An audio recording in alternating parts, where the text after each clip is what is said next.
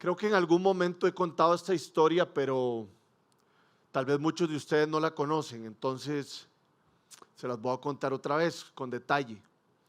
Mi tío y mi tía se casaron. Mi tío y mi tía se casaron cuando yo tenía como 10 o 12 años. No me acuerdo muy bien cuánta edad tenía, pero me acuerdo perfectamente bien del matrimonio. Mi tío es cafetalero. Entonces tenía un montón de amigos cafetaleros y entonces hicieron la boda en un cafetal, pero en un lugar muy bonito en Heredia. De hecho, el señor que les prestó la finca para tener la boda es un señor, un cafetalero de una familia muy distinguida de Costa Rica, que tenían mucha plata. Y entonces mi abuelo estaba invitado a la boda. Eh, es interesante, ¿verdad? Cuando hay bodas, como que uno tiene el compromiso de invitar a un montón de gente. No entiendo por qué mi tía tenía que invitar a mi abuelo. No era mi tía, bueno, no importa, ustedes me entienden. No era la hija de él. Y mi abuelo tenía un programa en la radio todas las mañanas con mi abuela. Y ellos hablaban de la historia de Costa Rica todas las mañanas. Y entonces en algún momento llegaron a un lugar donde tenían que contar la historia, una parte de la historia de esta familia cafetalera que le había prestado la finca a mis tíos para que tuvieran la boda. ¿Vamos bien? Y esta familia que tenía muchos años de estar en Costa Rica y que tenían mucho poder, en el pasado se jalaron algunas tortas en el país. Entonces mi abuelo y mi abuela tuvieron que hablar de eso cuando estaban hablando en el programa todas las mañanas. Entonces resulta que mi abuelo estaba en la boda de mi tía y estaba ahí uno de estos cafetaleros que su ascendencia era de las personas que mis abuelos habían hablado. Entonces mi abuelo llegó, mi abuelo era un señor más o menos famoso en Costa Rica. Entonces lo atendió este señor, el dueño de la finca, demasiado bien.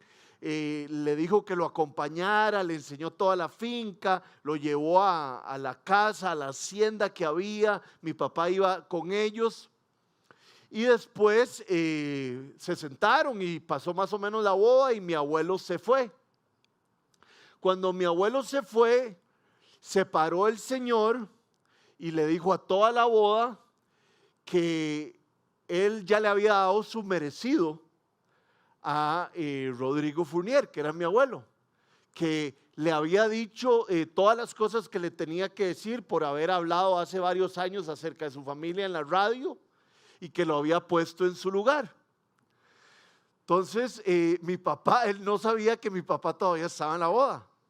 Entonces mi papá se levantó, mi papá no era cristiano en aquel momento, entonces se levantó bastante caliente y tuvieron una conversación ahí.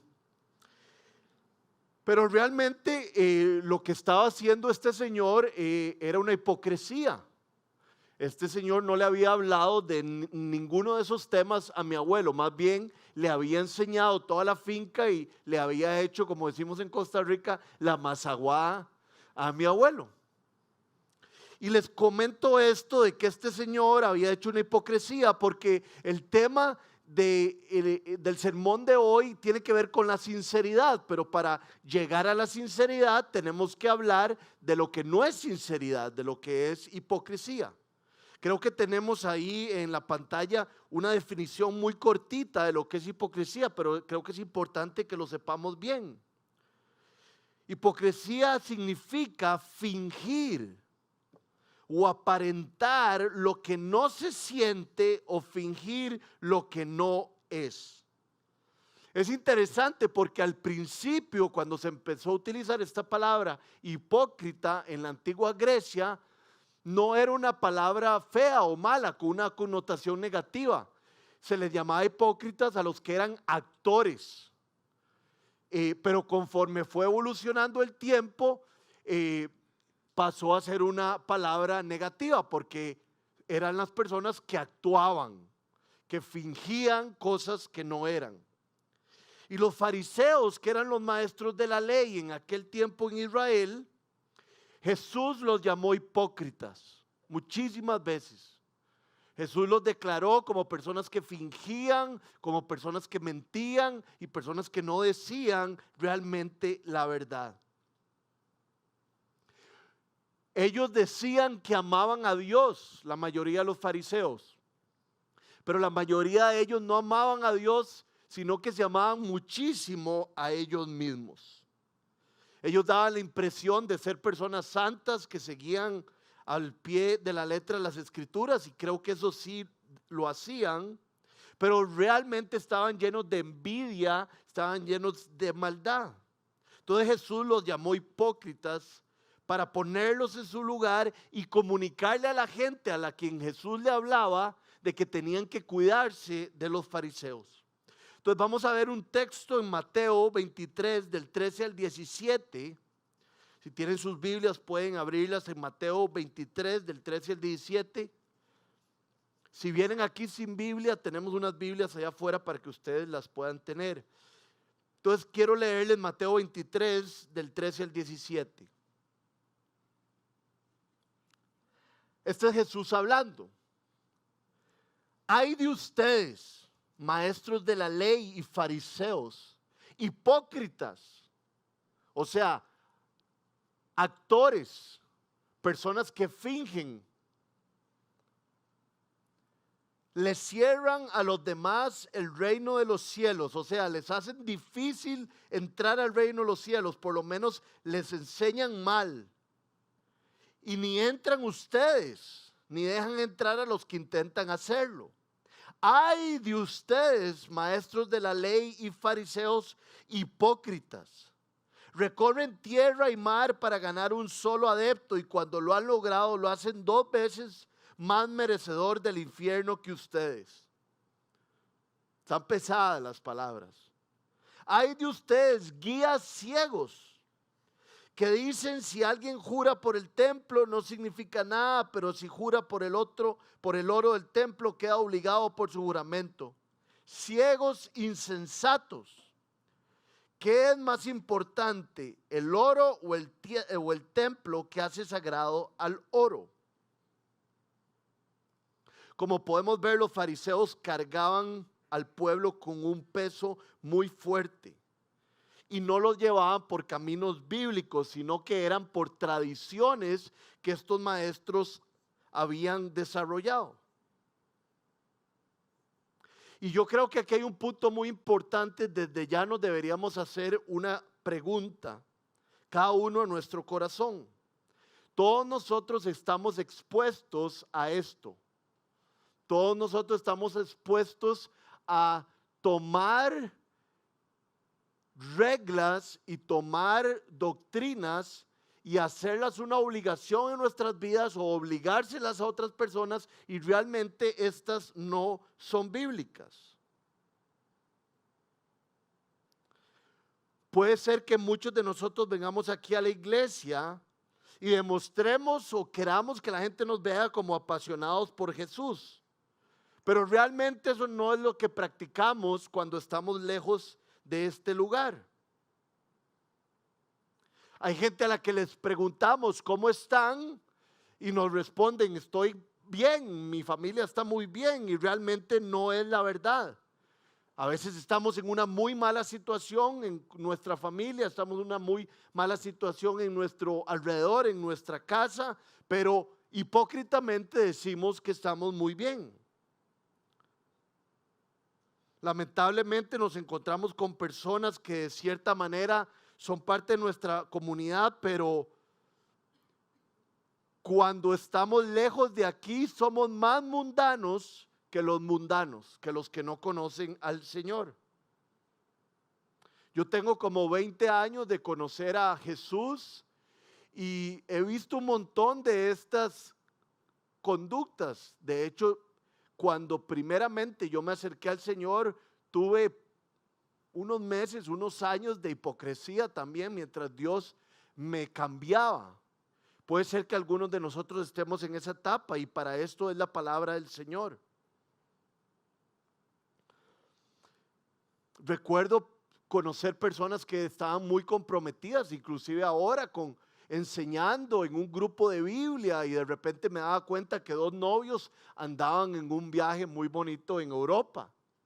No crean que dormían en camas separadas. No sé si todos saben, tal vez los más jóvenes sí, pero en las fiestas de Palmares hay algo que se llama, que es muy famoso, que es la barra imperial, que era Sodoma y Gomorra.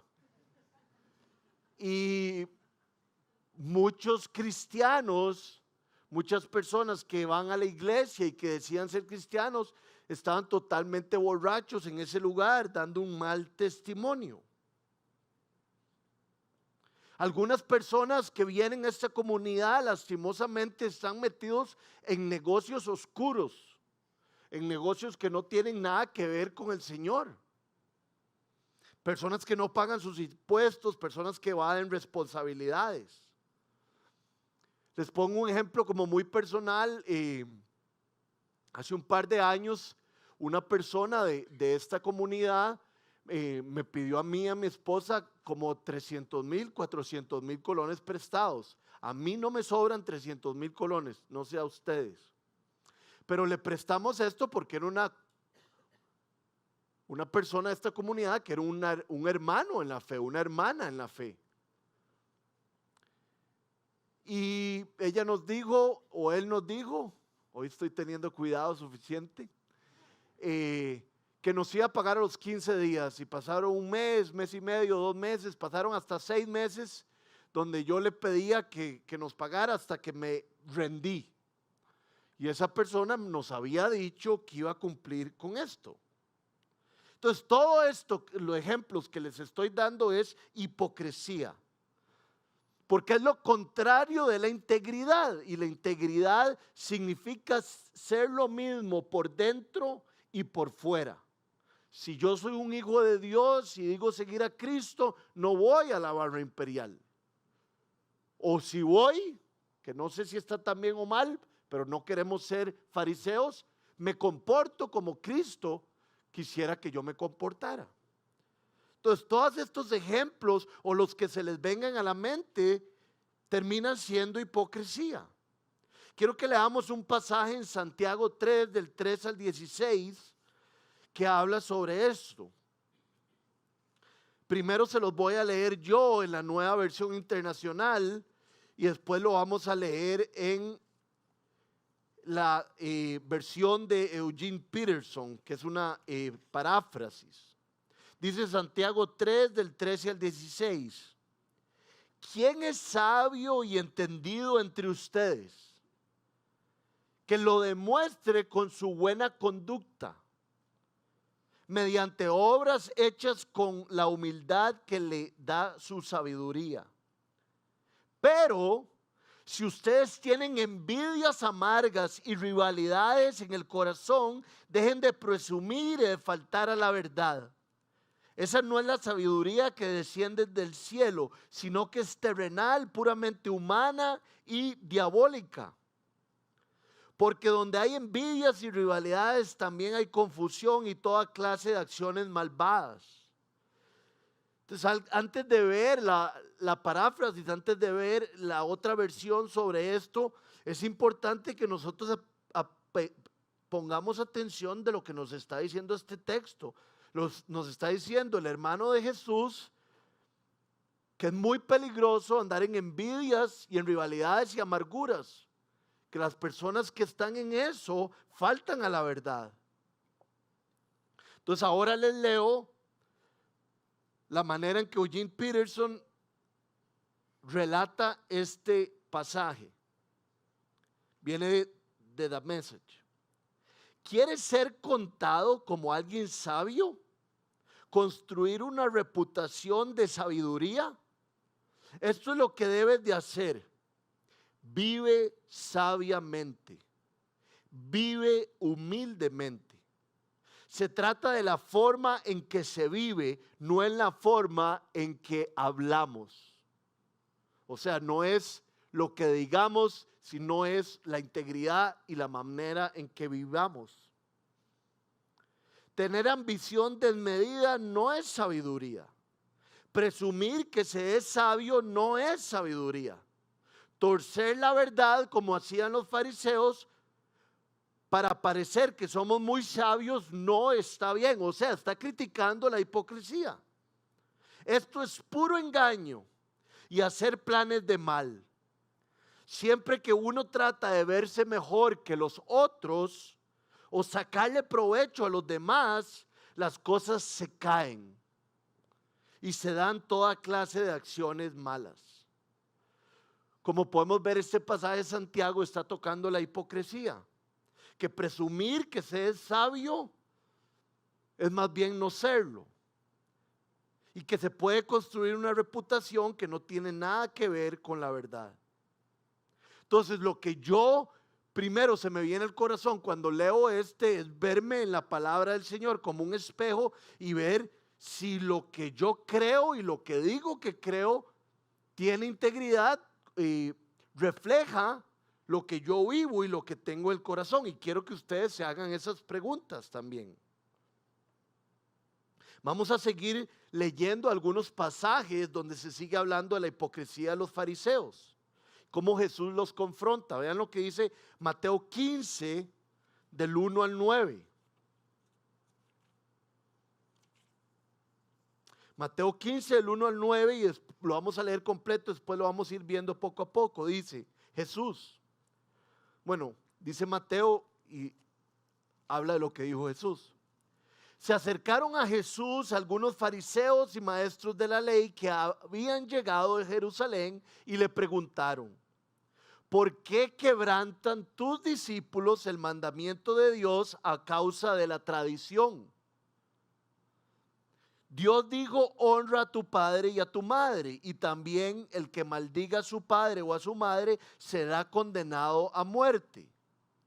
Ustedes, les dice a Jesús y a los discípulos, en cambio, enseñan que un hijo puede decir a su padre o a su madre: cualquier ayuda que pudiera darte ya la he dedicado como ofrenda a Dios.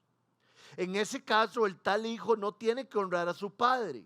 Así, por causa de la tradición, ojo que se repite otra vez, tradición, anulan ustedes la palabra de Dios. Hipócritas.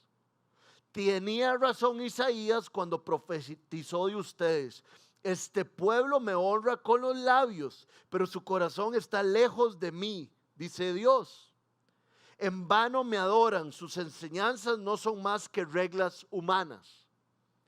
Jesús llamó a la multitud y dijo: escuchen y entiendan. Lo que contamina a una persona no es lo que entra en la boca, sino lo que sale de ella. Entonces se le acercaron los discípulos y le dijeron: ¿sabes que los fariseos se escandalizaron al oír esto? Y lo vamos a dejar hasta ahí. Era hasta el 9 y después seguí. Entonces el pleito primario, el primero es que llegan los fariseos, los maestros de la ley, y le dicen a Jesús que por qué sus discípulos quebrantan la ley no lavándose las manos antes de comer. O sea que estaban bien concentrados en qué hacían los discípulos. Pero el versículo 2 dice, el 15:2 dice así: ¿por qué quebrantan tus discípulos la tradición de los ancianos? Los discípulos no estaban quebrantando la ley del Señor, estaban quebrantando la tradición que los fariseos habían inventado. De hecho, en la ley de Moisés se hablaba de lavamiento de manos, pero cuando se daba alguna purificación en el santuario. Lo hacían los sacerdotes. Vean cómo dice Éxodo 30 del 18 al 21. Haz un lavamanos de bronce, le dice el Señor a Moisés, con un pedestal también de bronce, y colócalo entre la tienda de reunión y el altar. Este era el lugar donde estaba la presencia de Dios. Échale agua, pues con ella deban lavarse Aarón, que era el sacerdote, y sus hijos las manos y los pies. Siempre que entren en la tienda de reunión o cuando se acerquen al altar y presenten al Señor alguna ofrenda por fuego, deberán lavarse con agua las manos y los pies para que no mueran. Esta será una ley perpetua para Aarón y sus descendientes por todas las generaciones. Dice la palabra de Dios en el Antiguo Testamento que cuando iban a cumplir purificación, cuando iban a entrar al altar, se tenían que lavar las manos y los pies. Pero no habla en ningún lugar de que antes de comer había que lavarse las manos y los pies. En mi casa es regla lavarse las manos para que él aprenda. Pero estos le estaban diciendo a Jesús, ¿cómo es posible que tus discípulos no cumplan con la tradición? Y entonces Jesús les dice, porque eso es tradición. Ustedes lo han inventado y lo han llevado a un lugar como si fuera la ley de Dios, pero no es la ley de Dios, es pura tradición. Entonces mis discípulos, si quieren se lavan las manos o si quieren no. Los fariseos trataban esto como si fuera un mandato de la misma ley. Entonces había hipocresía aquí. De hecho, ahora vamos del verso 3 al 6, donde vemos otro ejemplo. Jesús les contestó, ¿y por qué ustedes quebrantan el mandamiento de Dios a causa de la tradición? Dios dijo, honra a tu padre y a tu madre. Ese es el quinto mandamiento. Eso es ley. Y también el que maldiga a su padre o a su madre será condenado a muerte. Ustedes, en cambio, enseñan que un hijo puede decir a su padre o a su madre, cualquier ayuda que pudiera darte, ya la he dedicado como ofrenda a Dios. En ese caso, el tal hijo no tiene que honrar a su padre. Así, por causa de... No sean penosos. Tradición.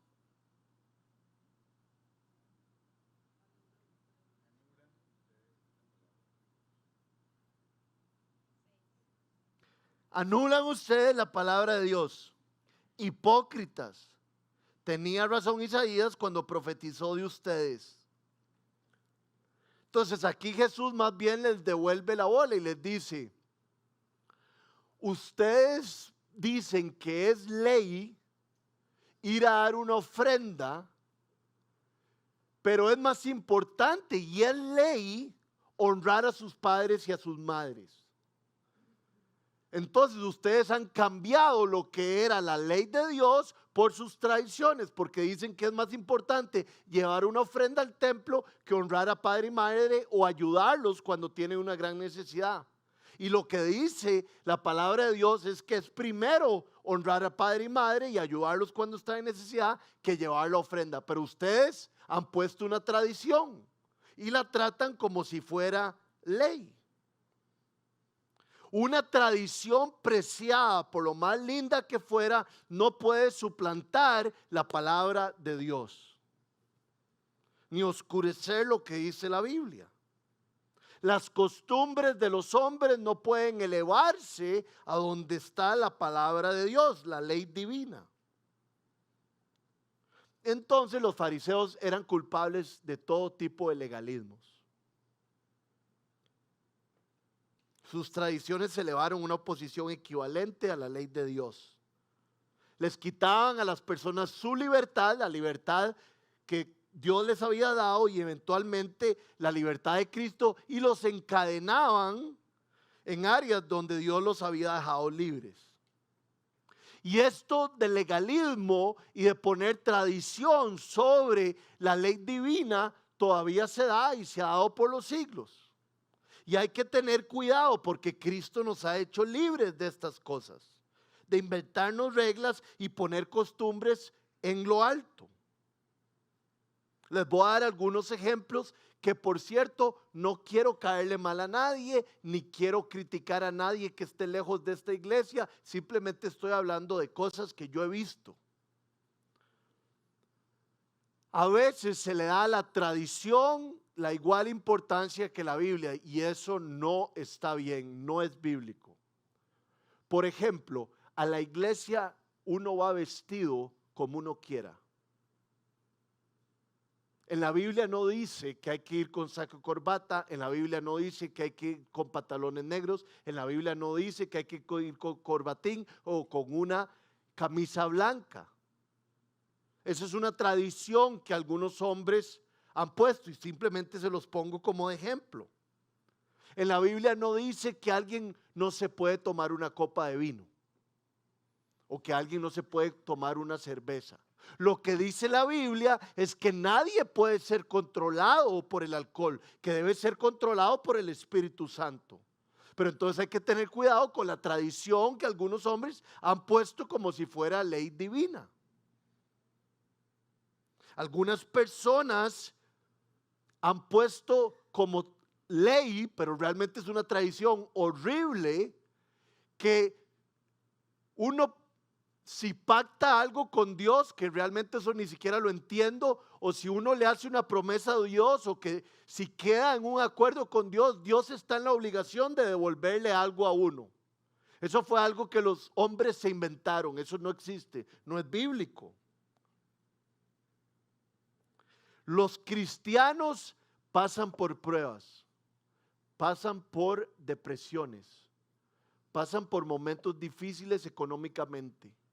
Y algunas tradiciones de los hombres dicen que eso es como un signo de que alguien está en pecado. Y la Biblia enseña exactamente lo contrario. Esas son tradiciones de hombres. ¿Qué quiero decir con esto?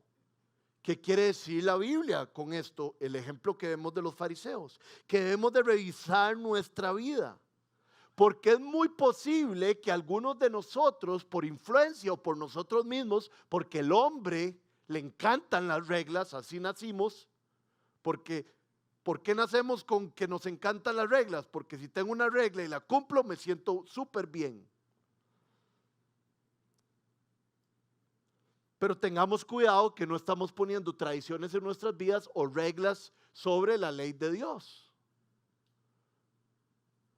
Si usted alguna vez me ha visto a mí con una camisa de flores, no me critique, porque la palabra de Dios no dice que yo tengo que venir en corbatín. Si usted alguna vez ha visto a alguien tomándose una copa de vino, no lo juzgue, porque eso no es ley de Dios, es una tradición. Eso es más o menos lo que quiero dejar claro. Estas son hipocresías. No importa tener un tatuaje y venir a la iglesia. La semana pasada tuvimos una fiesta que se llamaba Huipipía. Levanten las manos los que fueron. Fuimos más de 500 personas, para los que no saben. Y hubo un concurso de baile al final. Y bailamos bueno, yo no bailé, yo era el que amenizaba. Pero la gente bailó con gozo, el gozo que nos da el Señor. Claro, hay que tener cuidado cómo y qué baila uno, porque hay que mantenerse bien y hay que dar un buen testimonio. En algún momento se quiso complicar la cosa, entonces cambiamos la canción. Pero uno puede bailar y tener gozo en el Señor. ¿A quién se le ocurrió que no se podía bailar? Alguna persona que pone la tradición de los hombres sobre la tradición de Dios, como los fariseos. Esto es hipocresía. Seamos siempre honestos con nosotros mismos y con nuestros hermanos en la fe y con nuestros líderes. Ahora quiero que terminemos el pasaje de Mateo 15, del 1 al 9, que estábamos estudiando. Y vean lo que dice el versículo 6 en adelante. En ese caso, el tal hijo no tiene que honrar a su padre, así por causa de la tradición anulan ustedes la palabra de Dios. Por causa de la tradición ustedes anulan la palabra de Dios. Hipócritas. Tenía razón Isaías, está haciendo una referencia al Antiguo Testamento, cuando profetizó, o sea, habló de parte de Dios, de ustedes.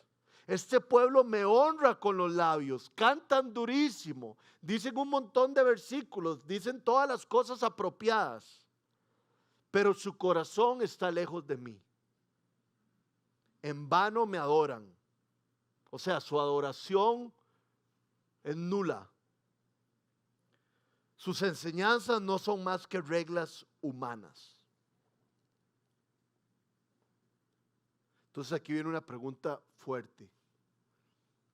En Casa 242, que está compuesta por cada uno de nosotros, ¿honramos a Dios solo con los labios o honramos a Dios con el corazón?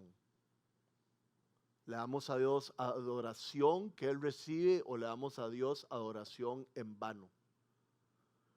Puede ser que muchos de nosotros no sepamos el 1, 2, 3, no sepamos cuándo pararnos, cuándo sentarnos, qué cantar, qué decirle a la gente, pero realmente nuestro corazón está lejos del Señor. Y puede ser que el corazón de algunos de nosotros en estos momentos esté lejos del Señor, y gracias a la palabra de Dios, Dios hoy nos está iluminando. Pero preguntémonos si hay algún tipo de hipocresía, si lo que vivimos empata con lo que decimos. Dice la Biblia que donde está nuestro tesoro está nuestro corazón. O sea, donde estén nuestros sentimientos, donde esté nuestra pasión, eso es lo que nos consume. La gran pregunta es: ¿dónde está nuestro corazón? ¿En qué paso pensando yo durante el día? Porque eso es lo que me consume, esos son mis sentimientos, es mi pasión, ese es mi corazón. Pienso en Dios, pienso en el reino de Dios, pienso en el perdón que Cristo me dio, pienso en la venida de Cristo cuando va a venir por mí, pienso en amar a mis semejantes, pienso en el evangelismo, pienso en las misiones, en los que no conocen a Dios. Esas son las cosas que me consumen, es ahí donde está mi corazón, o mi corazón está en cómo consigo más dinero, qué hago con el dinero que tengo. Me consume no tener novia o no tener novio. ¿Cómo gasto lo que tengo? ¿Necesito un trabajo o necesito otro trabajo porque este no me gusta tanto? Mis oraciones pegan al techo. Entonces eso es lo que me consume. Entonces significa que ahí está mi corazón. Mi corazón no está en las cosas de Dios.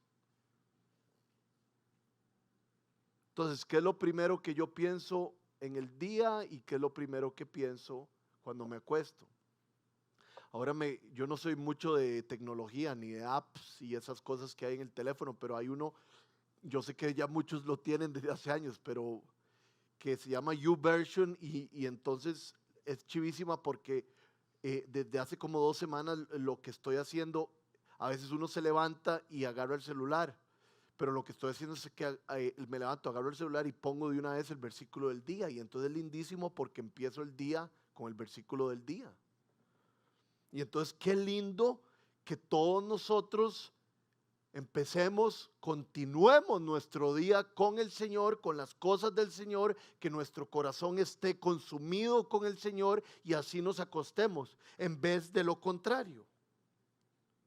Cuando Isaías dice que con los labios honramos a Dios, pero nuestro corazón está lejos de Él, lo que está diciendo es que es en vano esa adoración. Que podemos hacer todo lo correcto, que podemos decir todo lo correcto, pero que por dentro puede ser que no tengamos nada que ver con Dios. Que nuestra adoración es solo una idea, un concepto en nuestras mentes, o las respuestas que conocemos que tenemos que dar, pero no una conciencia pegada al Espíritu Santo que transforma nuestros corazones.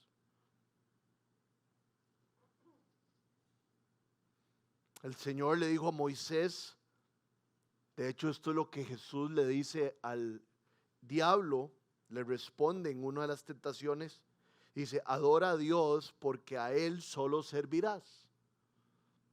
No servirás a otras cosas, solo a Él. Amarás al Señor tu Dios con todo tu corazón, con toda tu alma, con toda tu mente y con todas tus fuerzas. Vean qué apropiada esta definición de adoración.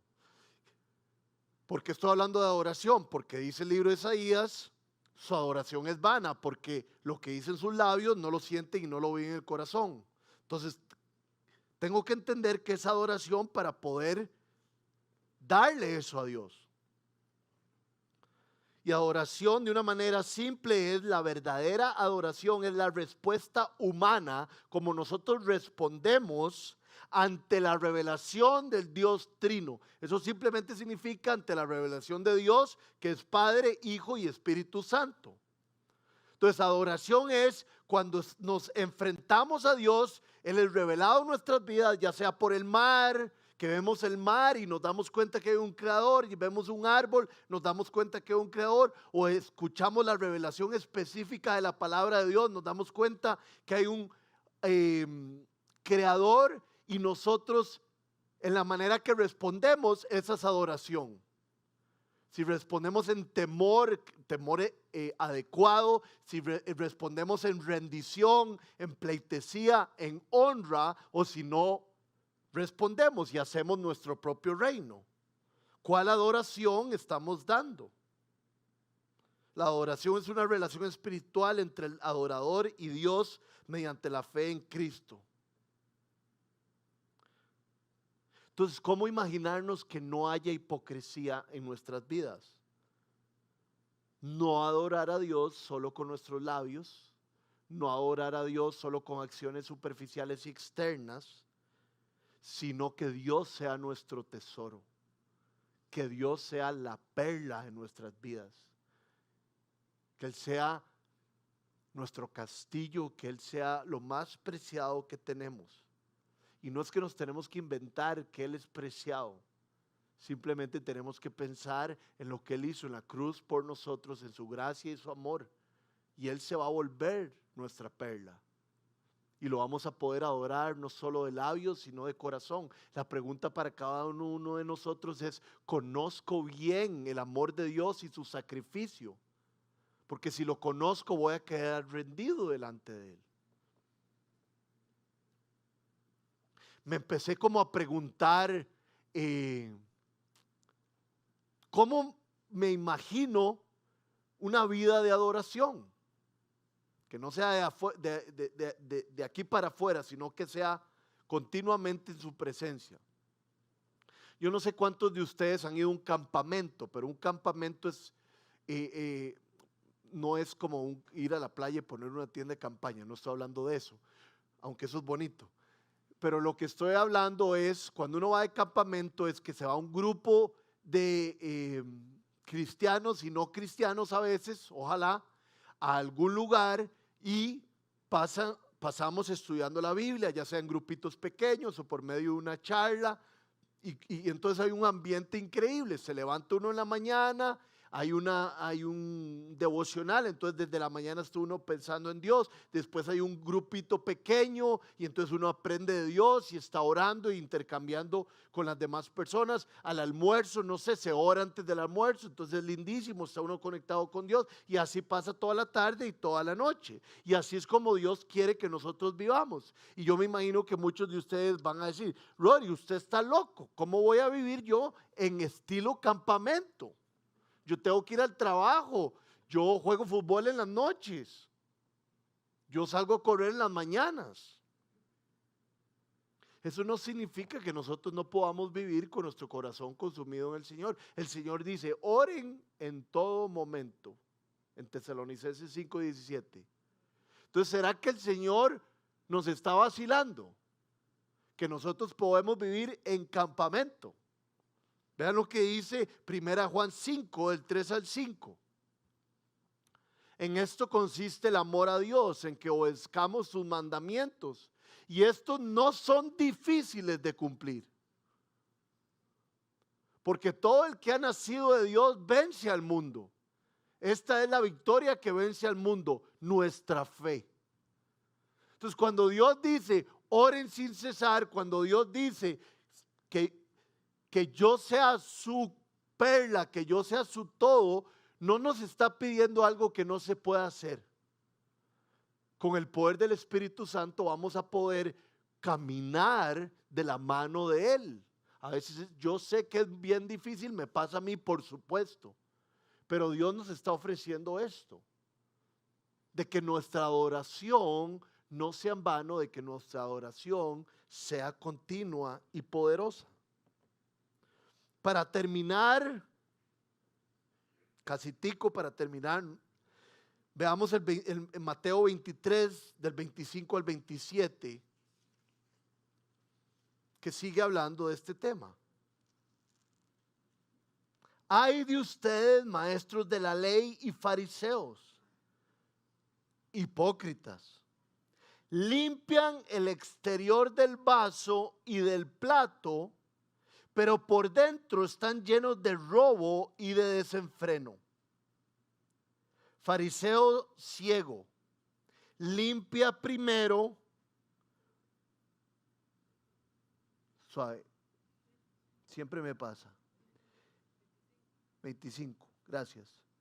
Limpian el exterior del vaso y del plato, pero por dentro están llenos de robo y desenfreno. Fariseo ciego, limpia primero por dentro el vaso y el plato. Límpiate o pídele a Dios que te limpie por dentro antes del exterior. O sea, no se preocupen por dar una buena fachada. No se preocupen por verse bien afuera y que los vean bien. No, preocúpense porque Dios los vea bien y se agrade de ustedes como estamos adentro.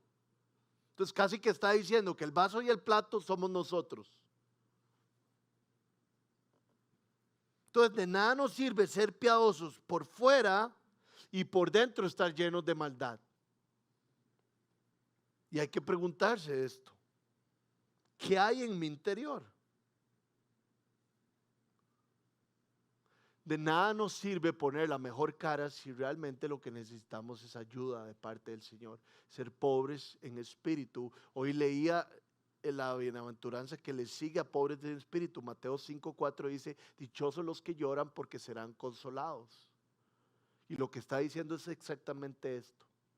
Dichosos los que se dan cuenta que necesitan de Dios para limpiarse por dentro. Dichosos los que no les importa que los vean de cierta manera o parecer muy religiosos, porque entienden que eso no es lo importante, que lo importante es adorar a Dios con todo lo que tenemos por adentro, con todo el corazón, con toda nuestra fuerza, con toda nuestra alma.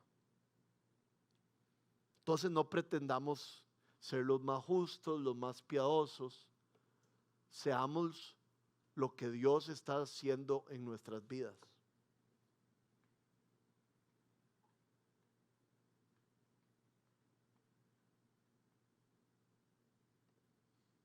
Quiero cerrar el día de hoy, antes de tomar la cena del Señor, con unos versículos del Salmo 51. Estoy casi seguro que la próxima semana vamos a hablar del Salmo 51. Pero quiero que leamos el Salmo 51 del 10 al 13 y del 16 al 17.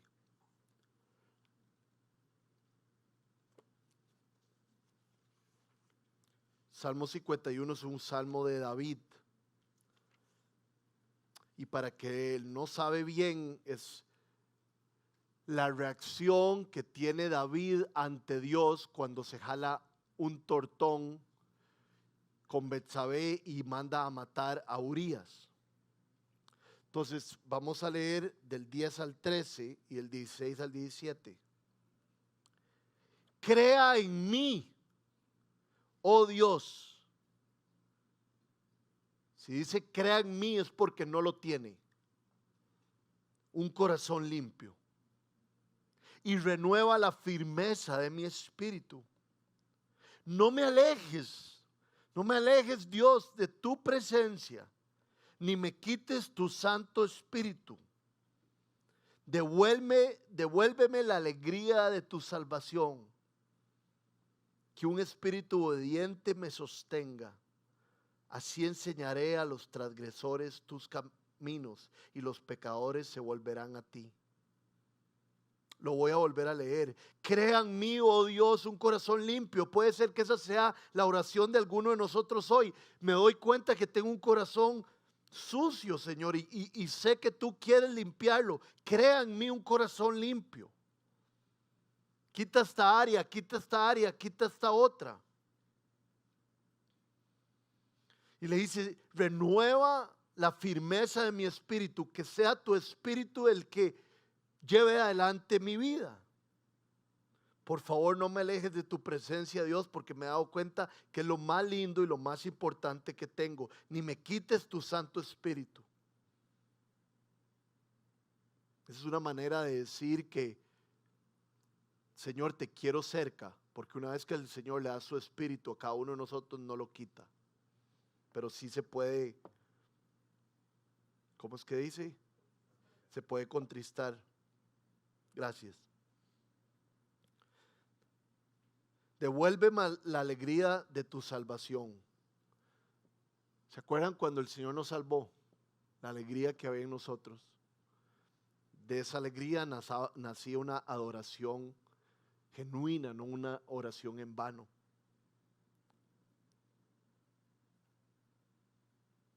Devuélveme la alegría de tu salvación, que un espíritu obediente me sostenga. Y todas estas cosas para cumplir con tu gran mandamiento, Señor, con lo que nos dejaste.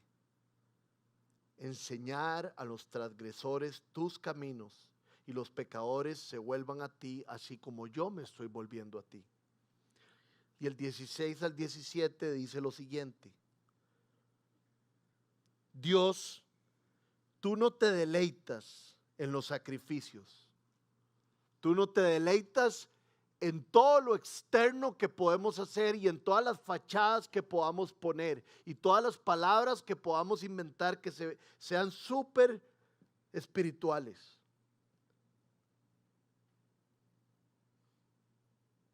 Tú no te deleitas en los sacrificios ni te complacen los holocaustos, de lo contrario te los ofrecería.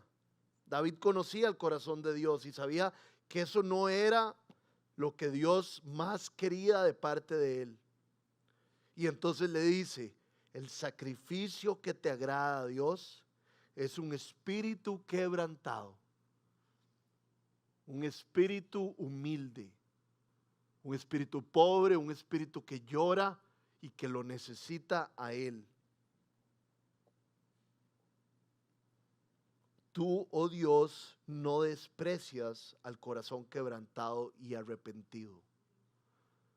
O sea que si hoy nos hemos dado cuenta que somos hipócritas, si hoy nos hemos dado cuenta que damos adoración a Dios por fuera y no por dentro, hay buenas noticias, porque dice la palabra de Dios que Él no rechaza a un corazón quebrantado. Si nosotros hoy venimos delante del Señor y le decimos: Señor, te doy mi corazón, te doy mi vida, quiero que cambies mi vida y quiero recordar el gozo de mi salvación, el Señor lo va a hacer.